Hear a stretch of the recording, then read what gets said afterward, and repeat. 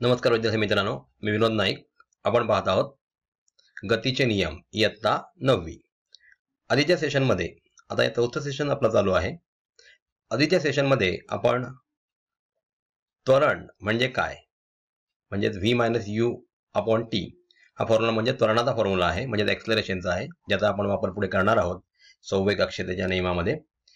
त्याचप्रमाणे एक समान त्वरण म्हणजे काय आणि गतीविषयक 3 नियम बघितले, जसे v = u+at, s = ut + ½ at² आणि v² = u² + 2as असे ते 3 गतीविषयक नियम आपण आधीच्या सेशनमध्ये बघितले. आता आपण बघणार आहोत न्यूटनचे गतीविषयक 3 नियम. न्यूटनचे 3 नियम आपण इथे अभ्यासणार आहोत. न्यूटन या महान सायंटिस्टने फिजिक्सला फार मोठी देणगी दिलेली आहे, त्याच्याबद्दल आपण इथे आता बघणार आहोत. बघा, न्यूटनचे गतीविषयक नियम. जडत्व असे का होत असेल, आता आपण विचार करूया. स्थिर अवस्थेत असलेली वस्तू बल लावल्याशिवाय जागची हालत नाही. आपण समजा क्लासमध्ये बसलेले असू, तर डस्टर किंवा पुस्तक टेबलवर असेल, तर त्याला कोणतंही बल बाहेरून लावल्याशिवाय, म्हणजे आपण हात लावल्याशिवाय ते जागचा हालत नाही. म्हणजे स्थिर अवस्थेत असलेली वस्तू स्थिर अवस्थेत राहते, म्हणजे रेस्ट मोशन मध्ये राहते, रेस्ट पोझिशन मध्ये राहते. फांदी हलवल्यानंतर झाडावरून फळ खाली पडते. बघा, फळ लावलेला आहे, फळ आहे, आंबा आहे समजा, किंवा ऍपल आहे, तर तो ऍपल आपण झाडाची फांदी हलवली की ते हलकेच खाली पडतं. आपल्याला माहित आहे गुरुत्वाकर्षणाच्या नियमानुसार ते खाली पडतं. विजेचा फिरणारा पंखा बंद केल्यानंतरही पूर्ण थांबण्यापूर्वी तो काही वेळ फिरत राहतो. बघा, विजेचा पंखा चालू आहे, म्हणजेच आपल्या घरातला पंखा, फॅन चालू आहे, आणि आपण तो बंद केला, आणि बंद केल्या केल्या लगेच तो बंद होत नाही, तर तो अजूनही चालत राहतो.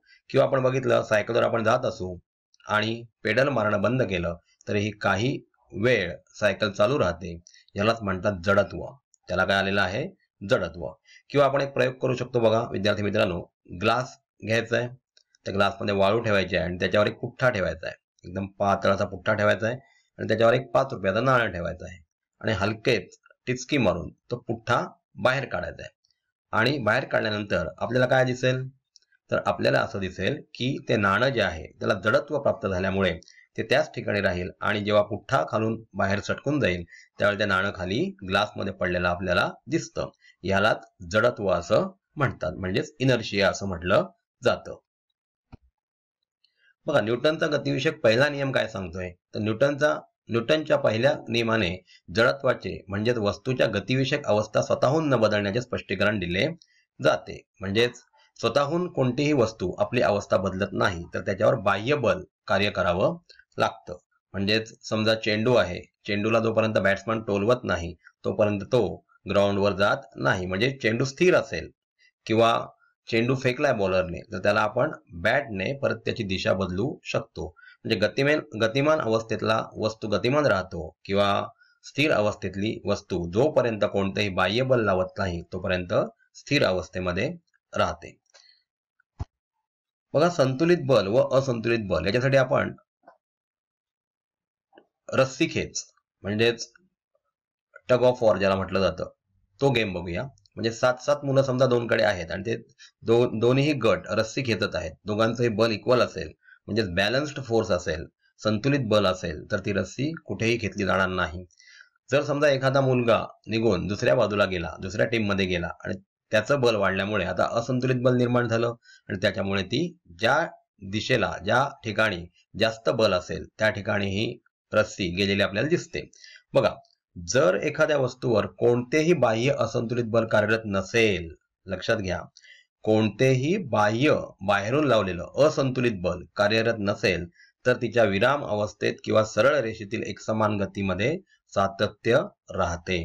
बघा, मी तुम्हाला परत एकदा सांगतो की चेंडू जेव्हा ग्राउंडवर टोलवला जातो त्यावेळेला तो ग्राउंडवरून पुढे जातो. जोपर्यंत एखादा फिल्डर त्याच्यामध्ये हात घालत नाही तोपर्यंत त्याची गती चालू राहते. परंतु काही वेळेला कालांतराने तो कमी सुद्धा स्पीड त्याचा होतो. याचं कारण जमीन त्याला रेजिस्टन्स क्रिएट करत असते, त्याला अडथळा क्रिएट करत असते, म्हणजे तेच असंतुलित बल त्याच्यावर कार्य करत असतं. आपण बऱ्याच वेळा बघतो की वेट आउटफील्ड असेल तर क्रिकेटच्या मॅच मध्ये मारलेला चेंडू जो आहे तो फेन्सला जाण्यापूर्वीच अडतो, कारण त्याच्यावर एक असंतुलित बल कार्य करतं आणि ते म्हणजे जमिनीचा रेझिस्टन्स. तर अशा प्रकारे संतुलित आणि असंतुलित बल कोणत्याही वस्तूवर कार्य करत असतात. बघा, न्यूटनचा गतिविषयक दुसरा नियम आपण बघतोय. याला संवेग असं म्हटलं जातं. संवेग म्हणजे काय, तर मास आणि वेलॉसिटी या दोघांचा गुणाकार. तर आपण बघूया न्यूटनचा गतिविषयक दुसरा नियम. एखाद्या वस्तूने दुसऱ्या वस्तूवर केलेल्या आघाताचा परिणाम हा त्या वस्तूचे वस्तुमान व तिचा वेग या दोन्हींवर अवलंबून असतो. म्हणजेच बलाचा परिणाम घडून आणण्यासाठी वस्तूचे वस्तुमान व वेग यांना एकत्र जोडणारा गुणधर्म कारणीभूत असतो. या गुणधर्माला न्यूटनने संवेग असे संबोधले. म्हणजे मास इंटू व्हेलॉसिटी. मोमेंटम म्हणजे संवेग, याचा सिम्बॉल आहे पी. बघा, एक छोटंसं ऍक्सिडेंट झालं म्हणजे दोन सायकली असतील तर त्यांचा वेग जास्त नसतो किंवा त्यांचा मास सुद्धा जास्त नसतो, ह्याच्यामुळे जास्त हानी होत नाही. परंतु दोन मोटरसायकलचं ऍक्सिडेंट झालं तर मोटरसायकलचा वेग जास्त असू शकतो आणि त्याच्यामुळे हानी होऊ शकते. तसेच दोन ट्रेनचा समोरासमोर अपघात झाला तर आपल्याला माहित आहे ट्रेनचा स्पीड खूप जास्त आहे आणि त्याचं मास सुद्धा खूप जास्त आहे आणि त्याच्यामुळे मोठा संवेग निर्माण होऊन फार मोठी हानी होऊ शकते. म्हणजेच संवेग ही संकल्पना अशी आहे जी मास आणि व्हेलॉसिटी या दोन्हीवर अवलंबून असते. बघा, संवेगाला परिमाण व दिशा दोन्हीही असतात. म्हणजे ही व्हेक्टर क्वांटिटी आहे, म्हणजे ही सदिश राशी आहे. संवेगाची दिशा वेगाच्या दिशेने असते. आता संवेग मोमेंटम कुठल्या दिशेला असतो, तर वेगाच्या दिशेला असतो. एसआय पद्धतीनुसार संवेगाचे एकक किलोग्रॅम मीटर प्रति सेकंद आणि सीजीएस पद्धतीमध्ये किलोग्रॅमच्या ऐवजी ग्रॅम सेंटीमीटर प्रति सेकंद हे आहे. जर वस्तूवर प्रयुक्त केलेले असंतुलित बल वेगामध्ये बदल घडवून आणत असेल तर तेच बल संवेगातही बदल घडवते. बघा, जर वस्तूवर प्रयुक्त केलेले असंतुलित बल त्याच्यामुळे वेग बदलून येत असेल तर त्याचा परिणाम त्याच्या संवेगावर होतो. म्हणजेच मास इंटू व्हेलॉसिटी या दोघांच्या मल्टिप्लिकेशनवर सुद्धा त्याचा परिणाम होतो. वस्तूच्या संवेगात बदल घडवून आणण्यासाठी आवश्यक बल संवेग बदलाच्या दरावर अवलंबून असतो. संवेग बदलाचा दर हा शब्द कधीही फिजिक्समध्ये आला, भौतिकशास्त्रामध्ये आला की कोणत्याही गोष्टीला टी ने भागावं म्हणजे काळाने भागायचं असतं. त्याच्याविषयी आपण आता पुढील स्लाइडमध्ये बघणार आहोत. बघा, संवेग म्हणजे काय, तुम्हाला सांगितलं त्याप्रमाणे वस्तूचा वेग आणि वस्तुमान या दोघांचा गुणाकार. पी बरोबर एम व्ही. एम म्हणजे मास, व्ही म्हणजे व्हेलॉसिटी. संवेग ही सदिश राशी आहे कारण ह्या राशीला परिमाण आणि दिशा दोन्ही असतात, म्हणून ही सदिश म्हणजे व्हेक्टर क्वांटिटी आहे. संवेग परिवर्तनाचा दर प्रयुक्त बलाशी समानुपाती असतो आणि संवेगाचे परिवर्तन बलाच्या दिशेने होते. आता हे कशा प्रकारे समानुपाती असतो ते आपण पुढल्या स्लाइडमध्ये बघणार आहोत. पण लक्षात ठेवा की संवेगाचं परिवर्तन म्हणजे जो बदल होतो तो आपण अप्लाय केलेले जे बल आहे त्याला डायरेक्टली प्रपोर्शनल असतो. म्हणजे बल वाढवलं की संवेग सुद्धा वाढतं असा त्याचा अर्थ होतो. बघा विद्यार्थी मित्रांनो, तुमच्या स्लाइडवर समोर एक फॉर्म्युला दिसतोय. संवेग परिवर्तनाचा दर म्हणजे चेंज इन मोमेंटम जो आहे, rate of change of momentum, हा काय असतो तर संवेगात होणारा बदल. आता संवेगात होणारा बदल म्हणजे काय, अंतिम संवेग मायनस सुरुवातीचा संवेग म्हणजे M V minus M U. अंतिम व्हेलॉसिटी आपल्याला माहिती आहे व्ही असते, सुरुवातीची व्हेलॉसिटी यू आपण कन्सिडर करतो, म्हणून दोन्हीकडे मास सेम राहणार आहे. M V minus M U upon T. तुम्हाला सांगितलं की दर हा शब्द आला की त्याला टी ने डिवाइड करायचा आहे, म्हणजेच वेळ यांनी डिवाइड करायचं असतं. बरोबर, एम आहे तिथून कॉमन बाहेर काढला तर M V minus U upon T. आता विद्यार्थी मित्रांनो, मागच्या सेशनमध्ये आपण हा फॉर्म्युला बघितला होता, आठवा बरे. V minus U upon T हा कोणता फॉर्म्युला आहे, बरोबर, हा एक्सलरेशनचा म्हणजे त्वरणाचा फॉर्म्युला आहे. म्हणून संवेग परिवर्तनाचा दर जो आहे तो एम ए इतका असतो कारण V minus U upon T याची व्हॅल्यू एक्सलरेशन ए इतकी आहे. आता बघा, न्यूटनच्या दुसऱ्या नियमानुसार संवेग परिवर्तनाचा दर प्रयुक्त बलाशी समानुपाती असतो. हा आपण याच्या पूर्वीच्या स्लाइडमध्ये नियम बघितला. म्हणजेच M A directly proportional to F. म्हणजे एम ए हा एफ ला लावलेल्या बलाला समानुपाती असतो. आता इथे पण डायरेक्टली प्रोपोर्शनॅलिटी साइन काढलं आणि त्या ठिकाणी के घेतला. के हा स्थिरांक असतो, प्रोपोर्शनॅलिटीचा कॉन्स्टंट असतो, म्हणजे जो प्रमाण आहे त्याचा तो स्थिरांक आहे. के स्थिरांक असून त्याचे मूल्य समजा 1 असेल म्हणजे के च्या ठिकाणी आपण 1 ही व्हॅल्यू टाकली तर एफ बरोबर एम ए हा त्याचा फॉर्म्युला येतो. बघा, एसआय पद्धतीमध्ये बलाचे एकक आपल्याला माहिती आहे न्यूटन आहे. थोर सायंटिस्ट आयझॅक न्यूटन यांच्या ऑनरमध्ये त्याला बलाला एकक न्यूटन हे दिलेला आहे. न्यूटन बरोबर 1 किलोग्रॅम वस्तुमान आणि 1 मीटर प्रति सेकंद स्क्वेअर त्वरण निर्माण करणारा बलास 1 न्यूटन बल म्हणतात. आपल्याला माहित आहे एफ चा फॉर्म्युला काय आहे तर MA. एम म्हणजे मास, SI पद्धतीत मासचं एकक किलोग्रॅम आहे. म्हणजे आपण जर ते 1 किलोग्रॅम घेतलं आणि निर्माण होणारं त्वरण ए म्हणजे त्वरण एक्सलरेशन ते 1 मीटर प्रति सेकंद स्क्वेअर घेतलं तर 1 गुणिले 1 होतो. म्हणजे अशा परिस्थितीत निर्माण झालेलं जे बल आहे ते 1 न्यूटन इतकं असतं. आता बघा 1 न्यूटन बरोबर 1 किलोग्रॅम गुणिले 1 मीटर प्रति सेकंद वर्ग. CGS पद्धतीत बलाचं एकक काय आहे तर डाईन.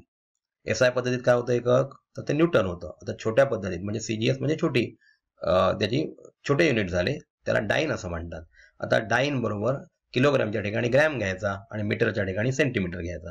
म्हणजे 1 ग्रॅम वस्तुमानात 1 सेंटीमीटर प्रति स्क्वेअर इतकं त्वरण निर्माण करणाऱ्या बलास 1 डाईन बल म्हणतात. बघा दोन्ही व्याख्या जर तुम्ही कम्पेअर केल्यात जिथे न्यूटन आहे जिथे डाईन आहे, जिथे किलोग्रॅम आहे जिथे ग्रॅम ठेवलेला आहे आणि जिथे मीटर आहे जिथे सेंटीमीटर. म्हणजे 1 डाईन बरोबर 1 ग्रॅम गुणिले 1 सेंटीमीटर प्रति सेकंद वर्ग हा त्याचा फॉर्म्युला होतो. म्हणजे आपल्याला जर 1 डाईन किंवा 1 न्यूटनची व्याख्या विचारली तर अशा पद्धतीने आपल्याला ती व्याख्या द्यावी लागेल.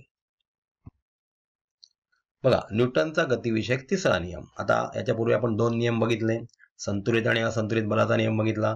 त्याचप्रमाणे संवेग परिवर्तनाचा दर बलाशी समानुपाती असतो प्रयुक्त बलाशी हा सुद्धा नियम बघितला. आता न्यूटनचा गतिविषयक तिसरा नियम आपण पाहूया.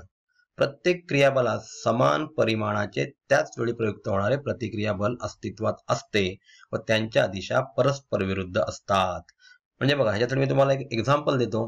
विद्यार्थी मित्रांनो, आपण जर चेंडू भिंतीवर मारला तर भिंत परत एकदा त्याच्यावर रिएक्शन देते आणि विरुद्ध बलाने तो चेंडू आपल्या दिशेने परत येतो. म्हणजेच प्रत्येक क्रियाबलाला प्रतिक्रिया बल त्याच्या विरुद्ध दिशेमध्ये असते. हा न्यूटनचा गतिविषयक तिसरा नियम आपण बघितलेला आहे. आता याचाच वापर करून रॉकेटचे उड्डाण किंवा बंदुकीची गोळी कशी सुटते ते आपण बघणार आहोत. तत्पूर्वी इथे बघा क्रिया व प्रतिक्रिया या बल स्पष्ट करणाऱ्या बाबी आहेत. म्हणजे एकमेकाच्या विरुद्ध असलेल्या बाबी आहेत. ह्या बल स्पष्ट करणाऱ्या. एखाद्या गोष्टीला प्रतिक्रिया असतेच, क्रिया केली तिला प्रतिक्रिया असणार. म्हणजे ही जोडीने बले प्रयुक्त होतात. क्रिया बल व प्रतिक्रिया बल एकाच वेळी कार्यरत असतात. क्रिया व प्रतिक्रिया बले वेगवेगळ्या वस्तूवर प्रयुक्त होतात. ती एकाच वस्तूवरती प्रयुक्त नसतात. त्यामुळे ती बले एकमेकांचा परिणाम नष्ट करू शकत नाहीत.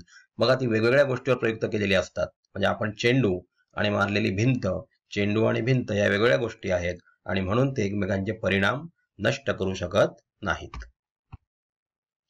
आता बघूया आपण संवेग अक्षयतेचा नियम. याच्यामध्ये आपण बघा दोन वस्तूंची परस्पर क्रिया होत असताना त्यांच्यावर जर काही बाह्यबल कार्य करत नसेल तर त्यांचा एकूण संवेग स्थिर राहतो, तो बदलत नाही. जर दोन वस्तूवरील टक्कर झाली तर त्यांचा आघातापूर्वीचा एकूण संवेग हा त्यांच्या आघातानंतरच्या एकूण संवेगा इतकाच असतो. आता पुस्तकामध्ये आपण बघतो की M1U1 plus M2U2 is equal to M1V1 plus M2V2. म्हणजे आपण संवेग अक्षयतेचा नियम सिद्ध करताना अशा प्रकारचं एक्सप्रेशन पुस्तकामध्ये बघतो. उदाहरणार्थ बंदुकीतून मारलेली गोळी. जेव्हा बंदुकीतून गोळी मारली जाते तेव्हा गोळी पुढे जाते आणि बंदूक मागे घेतली जाते. म्हणजे ह्याच्यामध्ये बंदुकीतून सुटणारी गोळीचं मास खूप कमी आहे as compare to mass of gun. म्हणजे गनचं मास जास्त आहे आणि त्याच्यामुळे मोठा आघात होत नाही. तर त्याच्यामुळे आपल्याला असं सांगता येईल की आघातापूर्वीचा एकूण संवेग आणि आघातानंतरचा संवेग हे इक्वल असतात. बघा बंदुकीचे वस्तुमान सांगितल्याप्रमाणे गोळीच्या वस्तुमानापेक्षा बरेच जास्त असल्याने बंदुकीचा वेग गोळीच्या वेगाच्या तुलनेने अगदी कमी असतो. बंदुकीचा संवेग व गोळीच्या संवेगाचे परिमाण सारखे व दिशा विरुद्ध असतात. त्यामुळे तेथे संवेग स्थिर असतो. दुसरं उदाहरण आपण बघतो म्हणजे अग्निबाण. आपण बऱ्याच वेळा टीव्हीवर बघतो की ज्या वेळेला अग्निबाणाचं प्रक्षेपण दाखवलं जातं त्यावेळेला मोठ्या प्रमाणावर ब्लास्ट खाली प्लॅटफॉर्म केला जातो आणि त्याची विरुद्ध क्रिया म्हणजे न्यूटनचा गतिविषयक तिसरा नियम इथे वापरलेला असतो. त्याच्या विरुद्ध क्रिया त्या अग्निबाणावर होते आणि रॉकेट आकाशात प्रक्षेपित होतं हे आपण बघितलेलं आहे. तर विद्यार्थी मित्रांनो, आपण ह्या सेशनच्या अंती काय शिकलो बरे?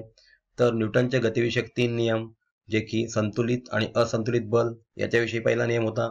दुसरा नियम आपण बघितला होता की संवेग परिवर्तनाचा दर जो आहे तो प्रयुक्त बलाशी समानुपाती असतो. आणि तिसरा आणि अत्यंत महत्त्वाचा नियम आपण बघितला तो म्हणजेच क्रियाबल आणि प्रतिक्रिया बलचा. त्याच्यासाठी आपण फार चांगले एक्झाम्पल्स घेतले जसे की रॉकेटचे प्रक्षेपण आणि बंदुकीतून सुटलेली गोळी.